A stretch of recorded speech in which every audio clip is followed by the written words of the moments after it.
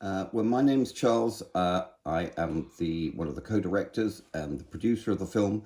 I've been working in educational films for the last 7 years for BBC and Open University for undergraduate degree programs. And Ronan.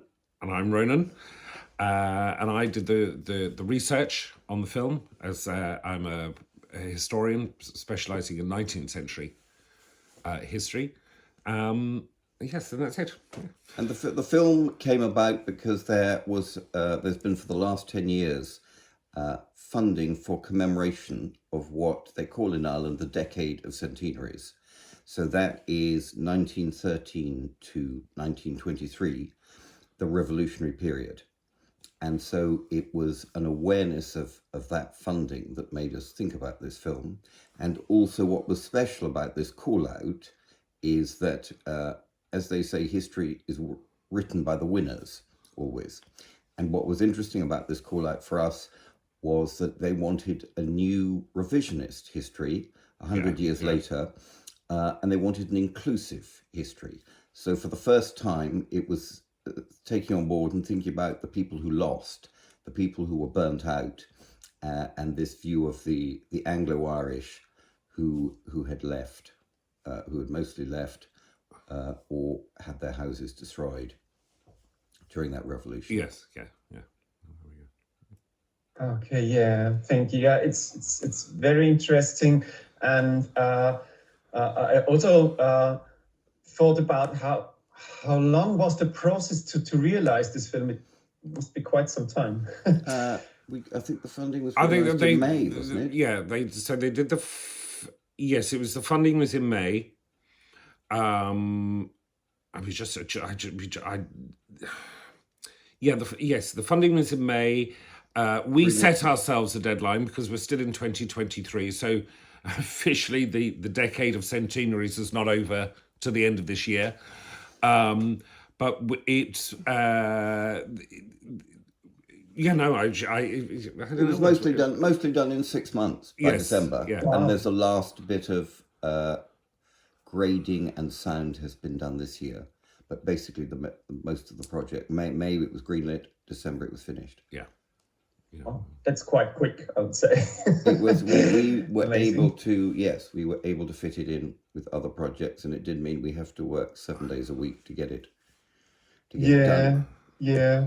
Because you filmed so many different locations, and how many people were actually interviewed?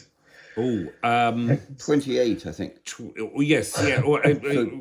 No, a bit more actually. Yeah, we go with 28. I can't think offhand. But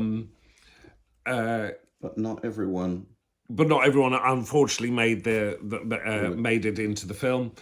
And the client had quite a high spec for the film, because I think it was initially for the funding we were going to interview 3 academics and then 3 voices from the houses. But because we live nearby, it was quite easy to speak to more, and also it became something of a passion project because it's a small county, so nowhere in a way is further than 20 minutes from us because we live bang in the middle. We were able then to very easily interview more and more, and also sadly that in 100 years ago, there was 90 of these big estates in just this county.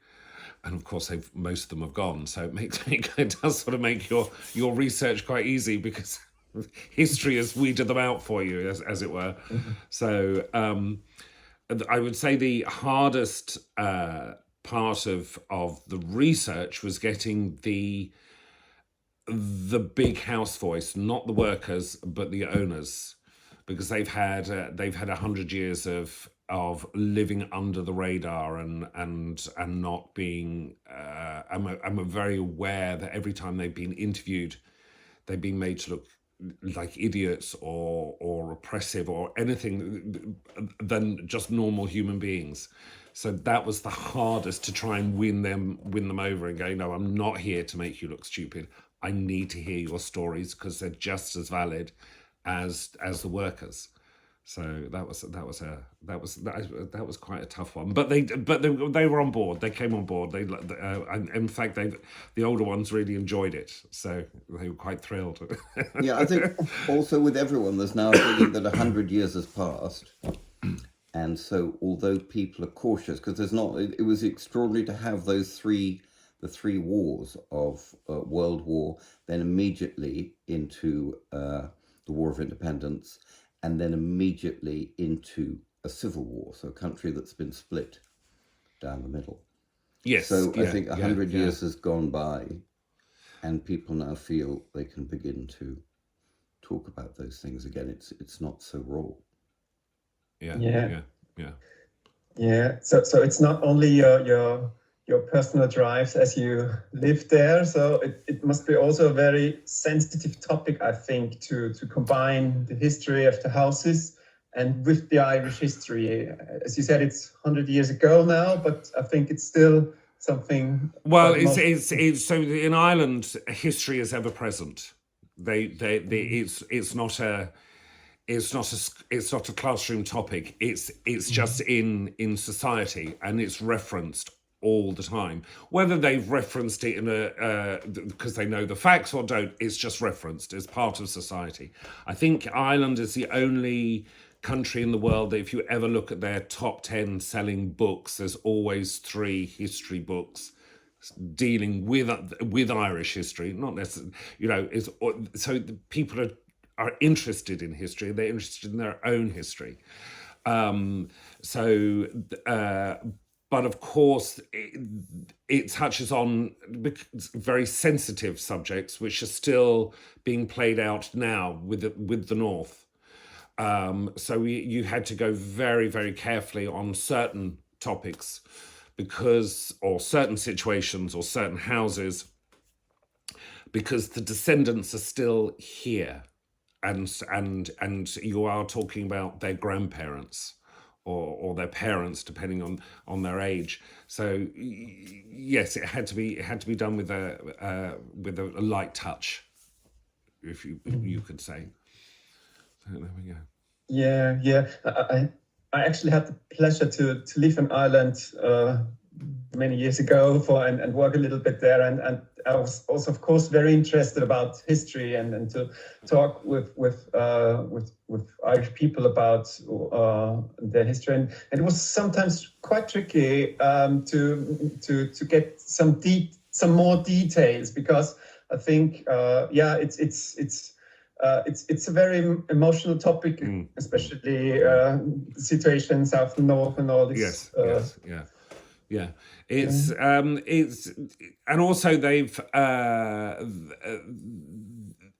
had the history wasn't inclusive, so it was up until fairly recently. It was very black and white. These are wrong. This is right, and now thankfully they're coming up with this going. No, we need to know both sides of the story, and you now have academics who realize this. And so it's not so black and white, shall we say? Yeah, it's a more It's complex. fascinating. There's now an entire, because we interviewed Professor Dooley, but there's now an entire department at Maynooth University studying these big houses. Just dealing with this subject of the big house. Because it's such an important part of Irish culture and Irish history. Yeah. Yeah, it's fascinating how you made it to get the people also to talk about it and to, as you said, the owners of the big houses also to get them into the film and yeah, very interesting indeed. How much do you feel that the historically interested audience in your country basically? And what you heard about when you were talking with the people, how did they support in making the film? Was there big interest in this topic? Yeah. As I've just said, the history is quite a talked about subject in this country. The dominance of the big house, or what's referred to as the big house, in has many connotations depending on your viewpoint on Irish history. And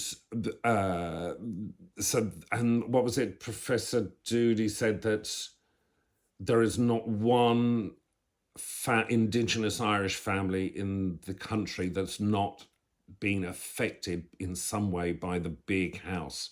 So you go back a generation, you go back to your parents, depending on your age, obviously, you go back to your parents, your grandparents, they would have had some connection to the big house, whether it was mainly as workers, not as guests. But this is such a huge element in Irish history, which only the Irish would ever seem to understand, because you go over to England, you mention the big house, and they go, it hasn't got the same resonance or context within society. So I don't know about the rest of Europe. I would assume it'd be the same as England, but not Ireland. Would you say that's right, Charles? Well, there's been England's unusual because there's been no revolution within recent. So France has had a revolution. But that's the exciting Well, England's thing. never had a revolution, has it? No. So the people in the big houses are quietly happy in their big houses and doing their thing in a way that in Ireland there was a big societal change 100 years ago. Yes, So- yeah. So I don't It's know. called the Revolutionary Period. It's Yeah. where they had a social revolution. Yes, yeah. Okay. Brilliant. Yeah, thank you. Martin, do you have a question in the meet, or shall I continue? Yeah, when it comes to the cinematography, you brought in a lot of like drone shots. Yes. How did you? We're jumping from one topic to another, but you know, our jury members have different specializations, and I'm the one for cinematography in the project. So I'm very interested in the way you shot with your drones, because I've seen some time warp, like it's beginning with higher speeds and going down, and you brought the shots in next to one another pretty well.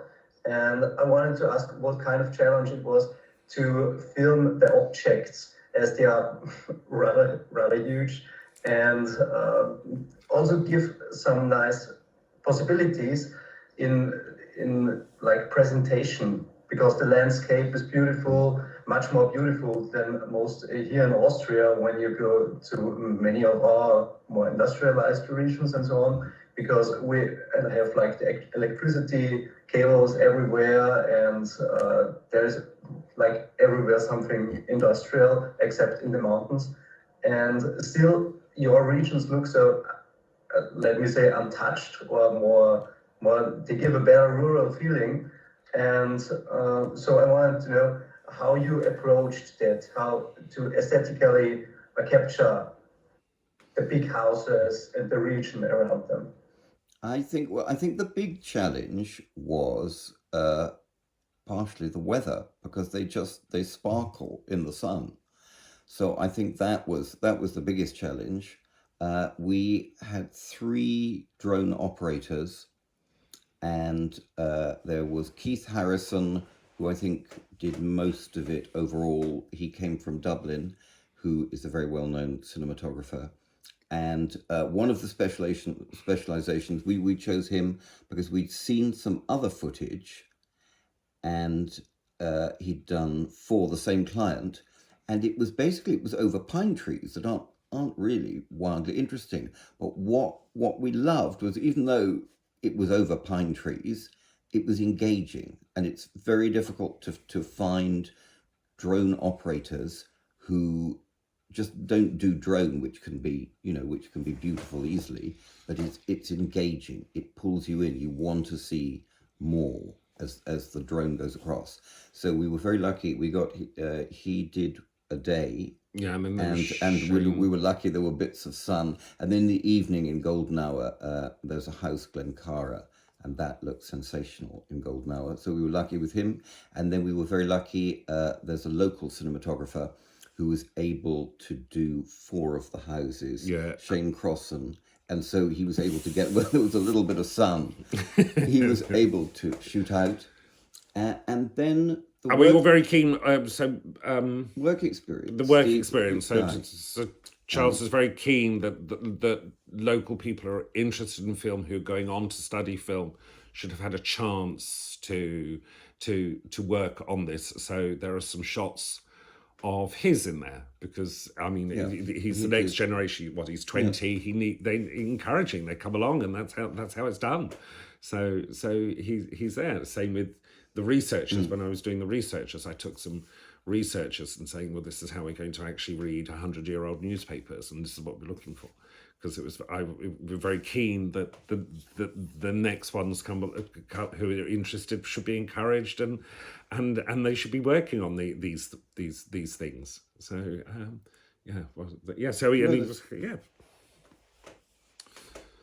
Does that answer your question? Yeah, it's perfectly fine. I just have to reactivate my microphone from time to time. Thank you very much. The second one would be you're working with like scans, What? like pictures, original pictures. Yes, Photos of paintings or graphics like that. And there were a lot of them. Like you had a lot of resources to pull from. How did you approach this topic to make the documentary in the same moment, to make it to make it still something immersive? Because you mixed together the drone shots and the interviews with like the scans, I call them, the pictures, and it's an immersive art, the whole film. I think how did you manage that? I think there are two things there. One, I've worked in educational film, and educational filmmaking, unlike documentary or drama, is the bargain basement of filmmaking, sadly. So the budgets often we get are very, very challenging. So everything has to be rights free. So we're very used to looking for different sources and looking quickly in great quantity the second the production starts. So that's one part. And then we're very lucky. Mitchell Harris, who edited, is a brilliant editor who also has worked in that area. And his ability, both as a musician, musically, to connect the pictures to the music and then transition to actuality, I think that is a key part of why the actuality works. So he would insist on animating every one of those pictures, and that, it takes time and it's expensive, but he's very, very skilled in that. So I think those two elements made us prepared to be able to have vast resources. Ronan spent a lot of time, and also the work, somebody who we used with work experience, and we were lucky. The architectural archives in Dublin were very helpful, so we've been very lucky to get a number of good sources to get it all to work together with the actuality. Yeah. I'm very pleased with the images in the film, as there's very, very little images from Ireland of that period. And you can tell it just illustrates the story. It's visual. You can see. Oh yeah, okay, that's what it must have looked like. I mean, it just highlights what the interviewee is saying, because it's film after all. It's a visual medium. But I think there's also another separation there in the images, but also the whole film is what the client wanted. The client wanted a history of Ireland with these academics, which is in a way one story, and then a very different film with the voices of people's personal interviews. So I think both the images where you've got some very personal photographs of the people themselves, but also historical photographs. And that was always a pressure to balance quite complex 3 wars, the history, with the voices of the individuals and personal accounts, because they're 2 very different flavors. And I think just about we managed to do that. And I think what's lovely about Anne-Marie's interview at the very ending, there's a very personal and moving, in a way, account at the end. So I think actually it ties well, and the ending, for me, I found a little bit moving. Yes, people. So do, it works well, these sort of big events, but actually they're personal. It's more on a human scale, isn't it? Yeah. Does that Yeah, answer that was also what was very interesting, that you made it to combine the topic of houses and the big houses and what happened behind the scenes, if you can say so, and then to put those emotional stories from the different people into the film. Yeah. As you mentioned before, that you do documentaries and educational films. Are you, if I may ask, are you into a further historical topic soon, or is it something completely different you're looking forward to? Well, in my work, I do every month it's different. One month could be geography, the next, in fact, I'm just starting on geography. It could be palliative care for nurses, learning what does a good death look like for the patient, what does a good death look like for the family. Then it's economics the next month, then it's linguistics. But we'll definitely be doing more history. And Ronan's already embarked on a screencast. Yes. Historical. Yes, I have. So here there's a family called Edgeworth.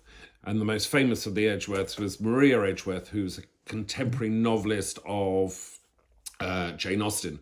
But she's sort of fallen, she's not as popular as Jane Austen. She's fallen out of favour for whatever reason. But she comes from this most fascinating family. And there's the Edgeworth, we're very near Edgeworth's town. And there's the Edgeworth Society, and there are these historians who just study the family, or members of the family, and there's a very obscure. Well, she shouldn't be. I'm hoping she won't be after this, but a niece-in-law of Maria Edgeworth, who was the first woman councillor, first woman elected, she was French. So, I mean, you know, a French woman in the late 19th century in the middle of a rural island must have been something else. And she's even more forgotten about than her aunt-in-law. So I've interviewed an historian who's specialised in just Francois Edgeworth, and she's going on to it. It's not called a podcast, but it's something. Screencast. It's a screencast. There we go.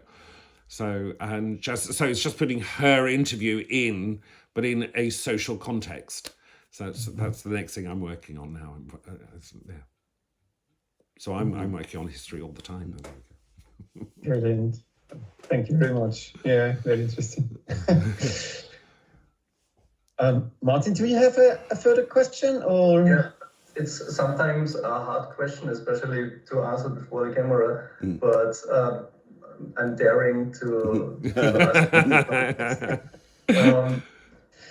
The most projects that submitted to our festival are, of course, rather budget low projects or projects that have to fight for their resources. Yep.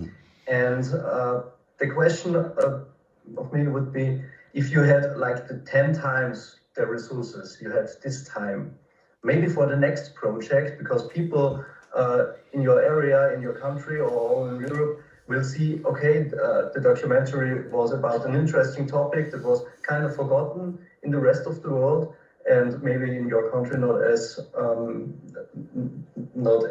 popular as it was before. and you did something for the community, for your country, for your culture. I think everybody will see that, and they will say, okay, let me give you money.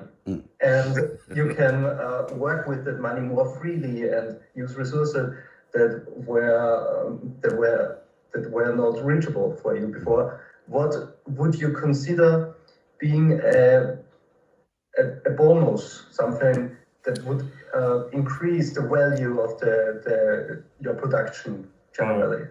I would say I would use original footage, which is it's all tied up in these sort of libraries where they cost, you know, an absolute fortune for a second.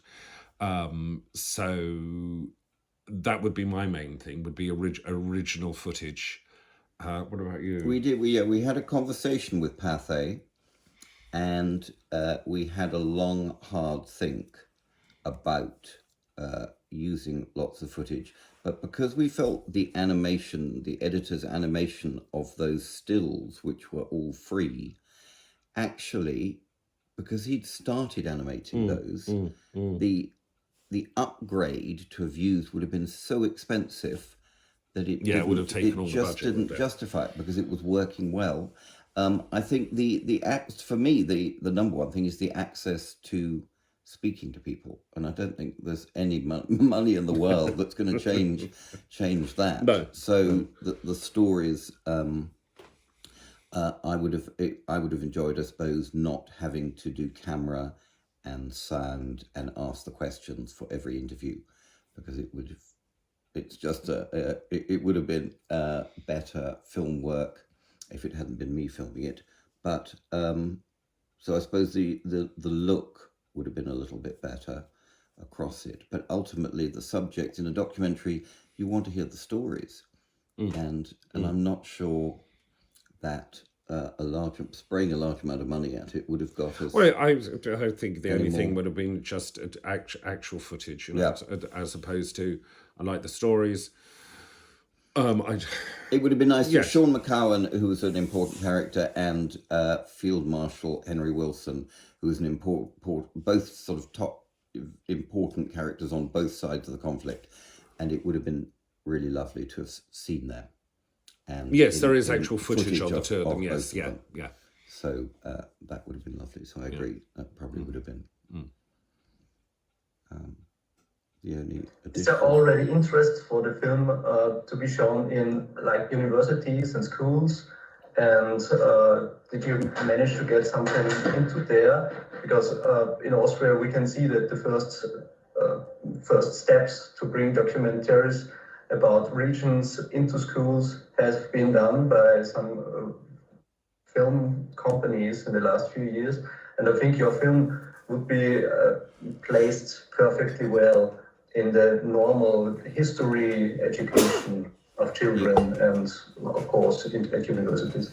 Well, no, we are, the first stage is looking for extra sales, but we'll also look into the academic. We're working with schools on a different project of sustainability films, because we're going to be speaking to a number of schools.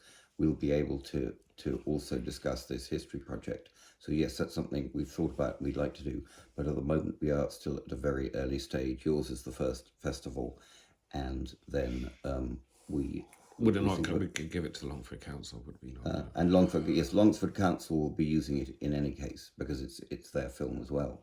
So they'll be using it for educational purposes within the county, but it would be nice if it goes nationally. Around. Yeah. I hope we can be a little part of it as well.